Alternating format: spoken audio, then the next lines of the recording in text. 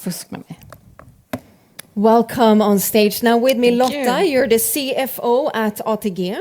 Can you just shortly tell us a bit about your role and what's on the agenda for ATG or ATG on your team and your team at the moment? In my team, the most important agenda right now is to adapt to CSR reporting, of course. That's a big new thing for the finance team.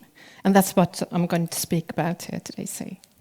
Well, speaking of sustainability, would you say that sustainability reporting requirements they are increasing, but generally speaking, how much do you think that the companies are just ticking the box or the reporting wise? Or would you say that they are also using it as a game changer to truly elevate the company strategy on a broader scale? I do hope they are taking the opportunity to make real difference and real change. I don't think that when implementing CSRD that you actually can tick in the box. I think it's too demanding to do that. You have to do it for real. That's my conviction, anyway. Let's hope so. Yeah, let's hope so. And also, before I let you on stage, I am interested to know if you have any guilty pleasure that always makes you happy and cheerful. I don't believe in guilt. I Well, believe in good. pleasure. But if I anyway should answer that, if I have a few minutes I need to cheer up, I do look at funny animals on Instagram. Funny cat videos. Yeah. Don't we all love them? Yeah. Well, the stage is yours, Lotta. Thank Take it you, away. Thank you. So, a few years ago I received a phone call. It was an urgent matter that couldn't be described over the phone, so we booked a meeting only 2 days later. Our client manager and his assistant waited in the reception with serious faces. So I sensed trouble was ahead. And after the initial greetings, it all got a bit confusing, probably because of nerves, not mine. The bank's view of the gambling industry was not positive, especially regarding responsible gambling.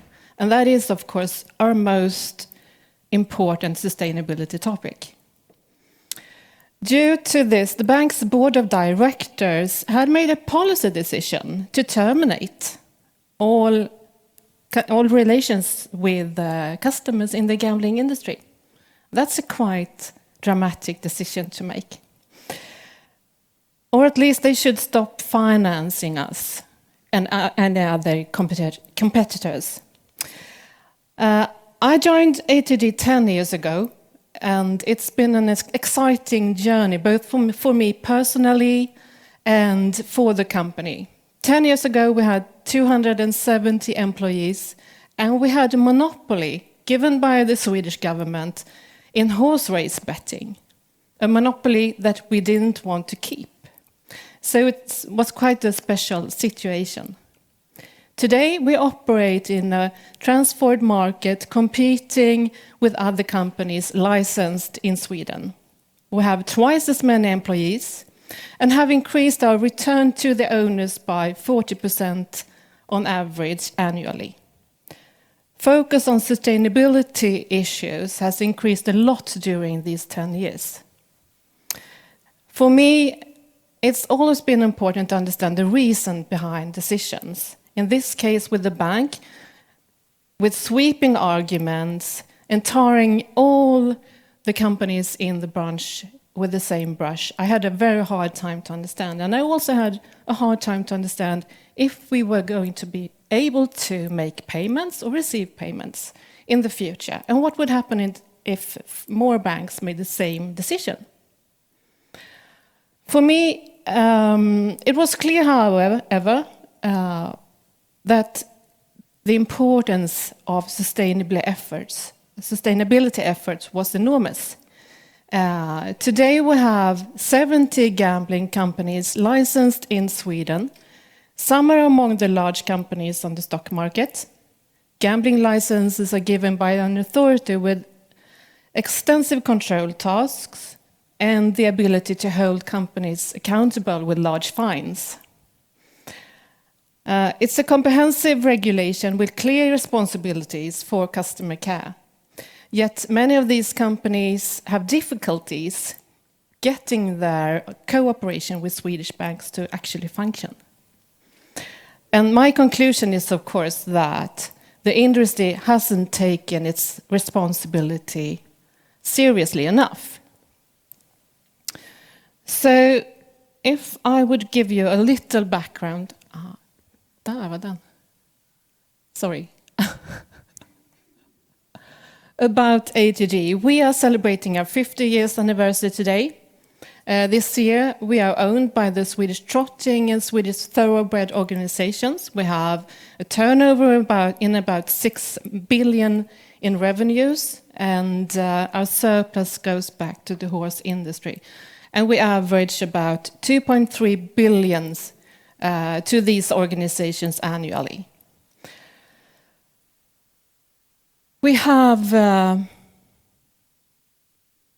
1.3 million customers. So it's a large proportion of the Swedish befolkning. Vad heter det?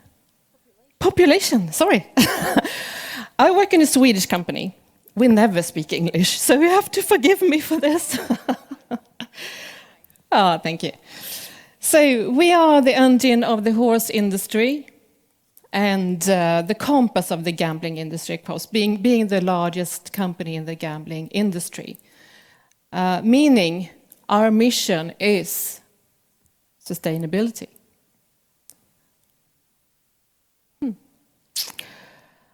The money we earn keeps the horse industry going. It's an industry that employs 38 million people. And this is important for us as a company, and also for me personally, of course. I was born and raised on the horseback. My first babysitter actually was a pure white little Shetland pony. So I really understand the importance of horses for many people. Sweden is a horse-rich country, and I dare say that we have the world's best horse welfare. And in my part of the gambling industry, horse racing, there is extensive control carried out by our owners on and off the racetrack. And this is part of our value chain, of course. In Sweden, for instance, more doping tests are being made on horses than on humans competing in sports.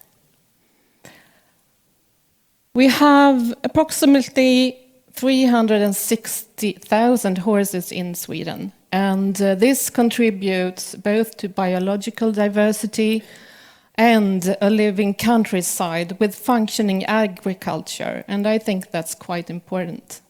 In addition, horses provide a meaningful leisure time for about 500,000 people.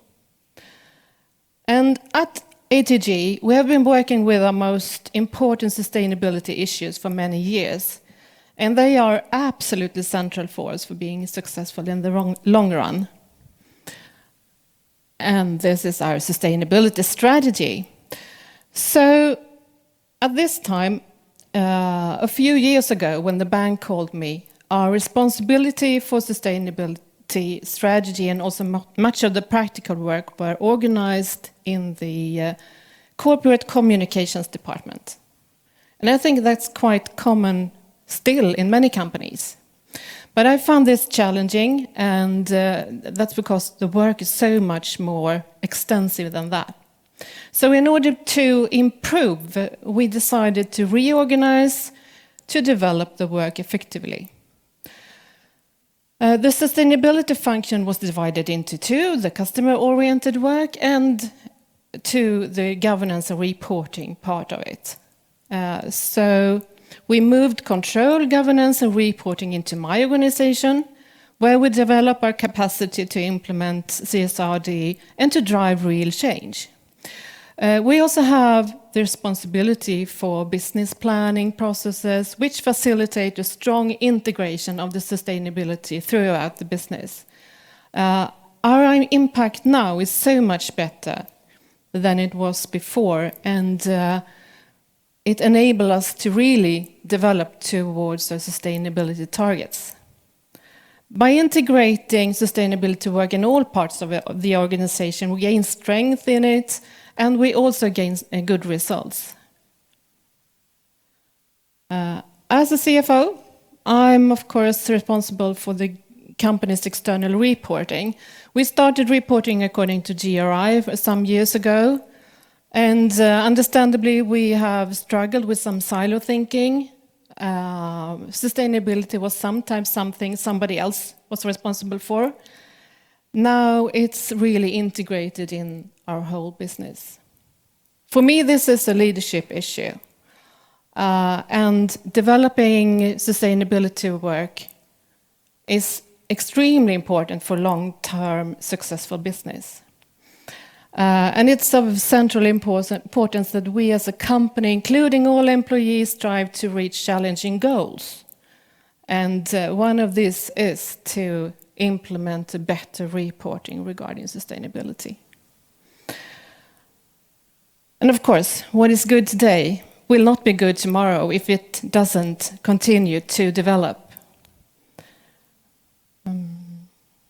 So what we're doing right now is to develop business controlling, reporting capabilities, focus on current and future requirements for sustainability reporting within our financial functions. And I think this is really super exciting. To have manpower enough with this, we need to continue to drive efficiencies. We are a long way with RPA, and we have a fully digitalized accounting processes. So we are on a good way. And now we're in the middle of work, identifying our value chains, double materiality analysis, mapping gaps between current reporting and the data points in the coming reporting standards. This goes hand in hand, of course, with building knowledge and competency in the organization. This is, of course, a challenge for my employees who sometimes also struggle with change. Change is always something very important and difficult. So it's an important leadership issue to get all employees on board to be able to do this, to create commitment, motivation, to take everybody through the change curve. And for me, this is about leadership and making change happen for real. And I think that is my most important task, to facilitate change, to be able to be good in the future, to be successful in the long run. And for me, that is also really to have fun at work. And that's extremely important for me personally. So now you might be wondering about the bank. Anyone? How did we do? Well, we still have a good relationship with our main bank, and that is, of course, important for us as a company with 1.3 billion customers and very large amount of transactions on a daily basis. So we have a good relation and the same business as before, more or less, thanks to cutting-edge sustainability efforts. Thank you.